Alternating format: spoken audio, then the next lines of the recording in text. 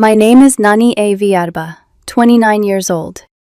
My boyfriend said, "From now on, I will decide when we get married. Stop putting pressure on me." I did not say anything. I just went quiet. 3 weeks passed. No messages, no calls, no meetings that meant anything. Then one evening, there was a soft knock on the door. When I opened it, he was standing there, and when he saw someone standing with me, tears immediately filled his eyes and began to fall. I am a systems architect. I design cloud infrastructure for mid-size companies, which sounds more glamorous than it is. Mostly, it is meetings, diagrams, security reviews, and making sure nobody's entire business collapses because one server decides to have an emotional breakdown. It pays well, not millionaire well, but enough to build a stable life if you are careful.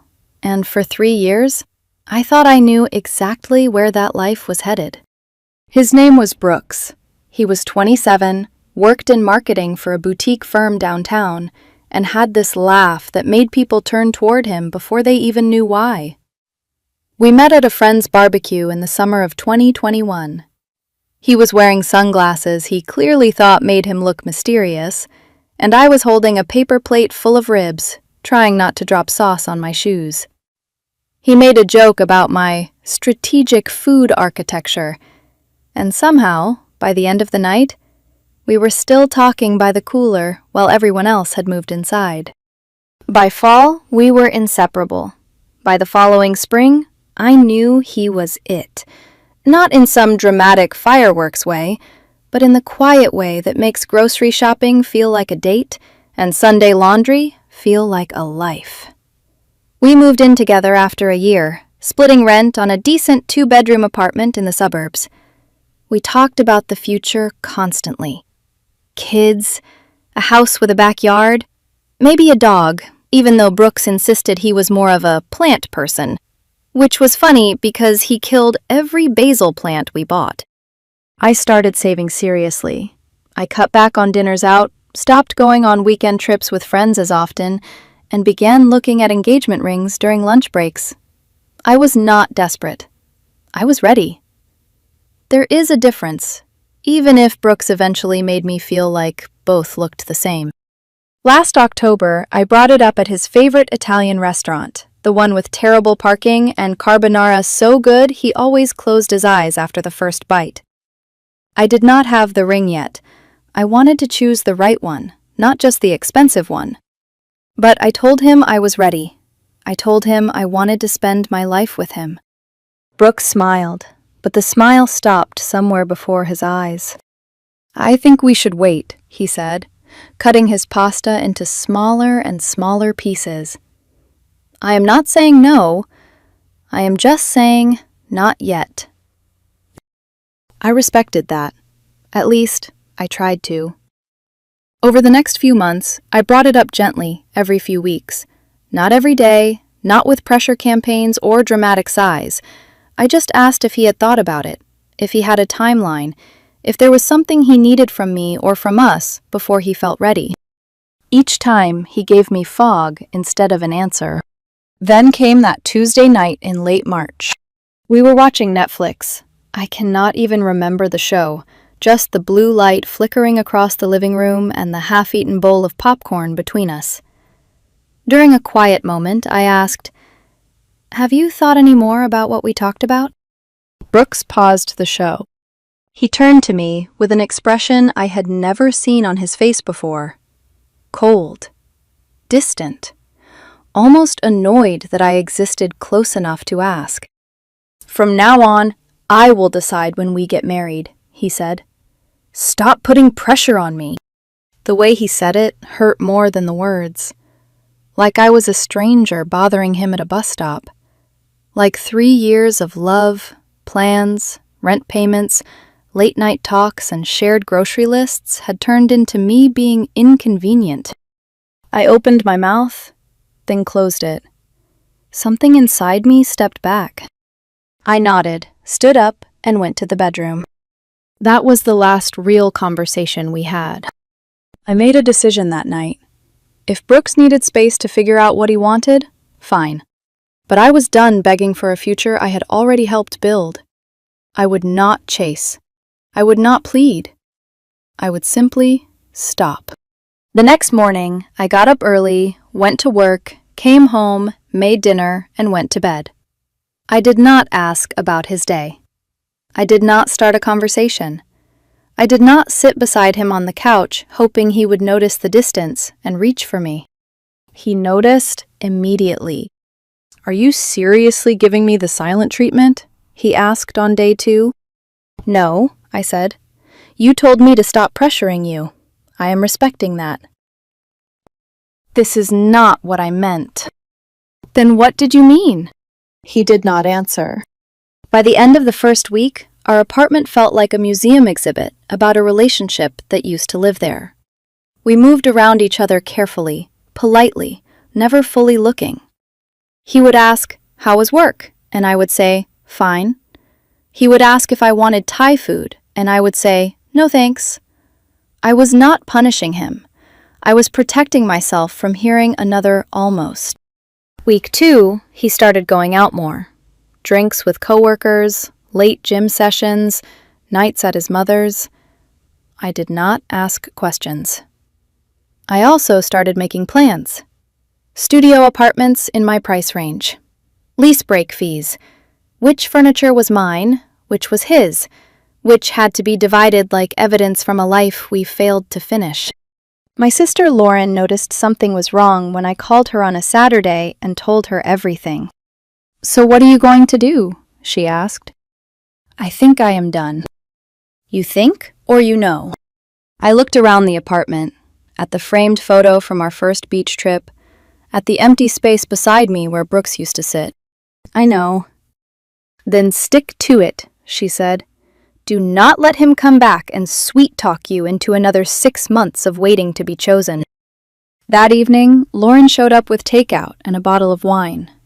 We ate on the couch, watched a terrible action movie, and for a few hours, I remembered what it felt like to breathe without measuring someone else's mood. Around 9, while Lauren was helping me clean up the containers, there was a soft knock at the door. 3 gentle taps. I looked at Lauren. She looked at me. I opened the door. Brooks stood there, hair damp from rain, eyes red, hands gripping his jacket sleeves. His gaze went past me to Lauren on the couch, then back to me, then to Lauren again. His face broke. "Who is she?" he choked out. I blinked. "That is my sister." "Your what?" "My sister, Lauren. You have met her multiple times." Lauren gave a small wave from the couch. "Hi, Brooks." But he was already crying, full body shaking sobs, like the sight of another person in our apartment had shattered whatever story he had been telling himself. "I thought you moved on," he said. "I thought you found someone else." I stared at him, and for the first time in 3 weeks, I saw the truth forming behind the panic. He had not been afraid of losing me when I was asking for commitment. He had only become afraid when I stopped asking. Lauren stood up slowly, grabbed her jacket from the chair, and looked at me in that careful way siblings do when they know they are leaving you alone with a storm. "I'm going to head out," she said. "Call me tomorrow." She squeezed my shoulder as she passed. Brooks stepped aside, like the hallway had suddenly become too narrow for him. Lauren gave him one last flat look, the kind that said she remembered more than he thought she did. "Good to see you again, Brooks," she said. He nodded, embarrassed, still wiping his face. Once she was gone, the apartment felt too quiet. I stepped back from the doorway. "Do you want to come in?" He nodded. He walked inside slowly, like he was entering a place he no longer had the right to touch. We sat on opposite ends of the couch, the same couch where 3 weeks earlier he had paused Netflix and told me he would decide when our future mattered. "I was at my mom's," he said finally. "I needed to think." "I noticed your suitcase was gone." I didn't know how to say it. That you were leaving? That I was scared. I looked at him. Really looked. The man I had planned a life around was sitting there with red eyes and shaking hands, and all I could think was how strange it was that his fear only became visible when my silence became inconvenient. "I thought you stopped caring," he said. "You stopped asking. You stopped calling. You stopped trying. You told me to stop pressuring you." "I didn't mean disappear." "I didn't disappear, Brooks. I stopped begging." He flinched. For a moment, I almost softened. Old habits are dangerous that way. 3 years of loving someone teaches your body to reach for them even when your mind knows better. But then I remembered the coldness in his voice, the months of fog, the way he made commitment feel like a favor I had no right to ask for. "What do you want?" I asked. "I want us to work." "That is not an answer." "It is." "No," I said. "It is a slogan." "What do you want? Marriage? Kids? A house? A life together? Or do you want to keep me nearby until something better appears?" "That is not fair." "Then make it untrue." He looked down at his hands. And there it was, the silence that had been living between us long before I stopped talking. "There is something I need to tell you," he said. My stomach dropped. "Okay." Last year, when I said I was not ready to get engaged, it was not really about timing. "Then what was it about?" He took a shaky breath. "Money." The word landed ugly and heavy. "Money," I repeated. "Your salary is good," he said quickly. "Really good. I know that. But it is not enough." "Enough for what?" "For the life I want." I leaned back, suddenly exhausted in a way sleep could not fix. He kept talking, like now that the truth had cracked open, he could not stop it from spilling out. His sister had bought a house in Riverside, 4 bedrooms, huge yard, pool. Her husband was a cardiologist. They took vacations. She worked because she wanted to, not because she had to. Their parents bragged about them constantly. Brooks had been comparing our life to theirs for months, maybe longer. "So I am not rich enough," I said. "That is not what I mean." "It is exactly what you mean." "I love you," he said, desperate now. "But love is not always enough." I nodded slowly, clearly. "Do not make me sound shallow. You are telling me you kept 1 foot out the door because you were waiting to see if a wealthier future showed up? What should I call that?"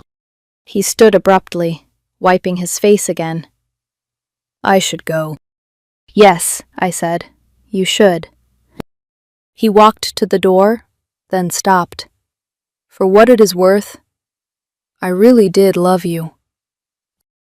"Past tense," I said. He looked wounded, as if I had been the one holding back the truth for months. "I still do," he whispered. "I just do not know if it is enough." That is why we are done. This time, he did not argue. He nodded once and left. I sat there in the quiet for a long time after the door closed. I did not cry. The future I had built in my head had finally collapsed. But the silence it left behind did not feel empty anymore. It felt honest. Around midnight, I texted Lauren. "You were right. I am going to be fine." She replied immediately. "Damn right you are." The next morning, I called a moving company. 2 weeks later, I moved into a 1-bedroom apartment 20 minutes from work. Smaller than the old place, but mine. No shared memories in the corners. No waiting for someone else to decide whether I was worth choosing. Brooks texted on moving day. "I made a mistake. I see that now. Can we please try again?" I stared at it for a long time. Then I blocked him. The first month alone was strange. quiet. But slowly, I started liking the quiet. I cooked what I wanted, went to the gym whenever I felt like it, said yes to concerts, weekend trips, and even a pottery class I had always been curious about. 2 months later, I ran into Brooks at a grocery store near our old apartment. He was with a tall woman wearing an expensive watch. I saw the Tesla outside when they left. He looked happy, or maybe he was performing happiness the way he had performed uncertainty with me. He saw me too. His smile faltered for 1 second. Then he turned away. I felt nothing. 6 months after the breakup, I got promoted. Lead architect, 20% raise, more travel, Boston, Seattle, Austin. I built a life that felt like mine instead of a down payment on someone else's approval. A year later, I heard Brooks got engaged to the woman from the grocery store. Finance executive, riverside house, pool. The whole package he thought would make him complete. I still felt nothing. These days, I am 30, doing better than fine, dating slowly and no longer auditioning for a future with someone who keeps measuring me against somebody else's life. I met someone recently, Marco, a graphic designer with his own business and no interest in competing with anyone's sister's husband. We are taking it slow. No pressure, no timelines. Sometimes I think about the night Brooks knocked, crying because Lauren was on my couch. How quickly he assumed I had replaced him. How little he trusted me after 3 years. How he only panicked when he thought I had options too. That should have been the red flag from the start. But at least I saw it eventually. At least I walked away when it mattered. I am not waiting anymore for someone else to decide if I am enough. I already know I am.